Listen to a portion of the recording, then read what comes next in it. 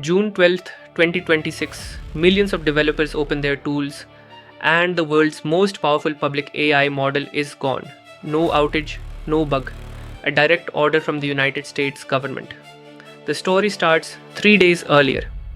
On June 9th, Anthropic launched Claude Fable 5, the most powerful system it had ever publicly released. It shipped with a sibling, Mythos 5. Same weights, same training, but only Fable was public, its risky requests routed away by guardrails. Mythos, with the full cyber stack, was reserved for vetted organizations. For subscribers, it was free through June 22nd. Then $10 per million input tokens, 50 per million output. But the launch had a problem. One signed into policy a week earlier. On June 2nd, the White House issued an executive order on AI innovation and security. It tasked agencies with designating covered frontier models and building a framework giving government 30 days of pre-release access before anyone else. Fable 5 launched 7 days after that order, with no government pre-brief. Then came the report. Amazon researchers found a jailbreak that bypassed one of Fable 5's cybersecurity safeguards. And Amazon's CEO flagged it to federal authorities.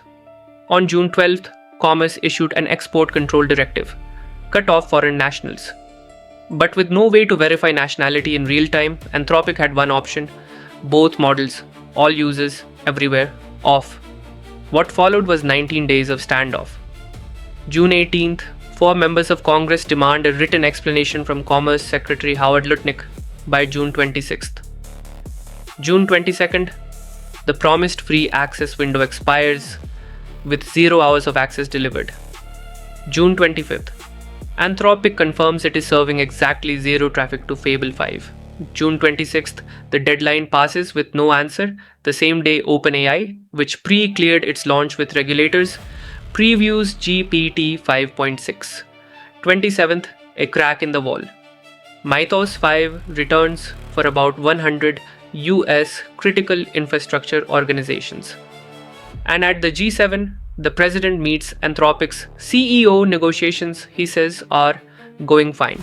Behind the scenes, Anthropic was rebuilding, working with the government. It retrained its safety classifier to catch the reported technique, now blocked in over 99% of cases. Its own testing argued the point was moot. Less capable models, including competitors, could find the same vulnerabilities. On June 30th, Secretary Lutnick informed Anthropic by letter. The export controls were lifted. In exchange, coordination on future releases and a commitment to report malicious activity. On July 1st, Fable 5 came back. Globally, Claude, the API, Claude Code, Cowork, but not unchanged. New classifiers watch for cyber misuse, and some routine coding now reroutes to Opus 4.8. Raid limits run at half strength through July 7th, repaid in credits. For the first time, a frontier AI model was switched off and back on by government order. The kill switch is no longer a theory. Launches are no longer just launches, they're negotiations. And Fable 5, it's live, right now.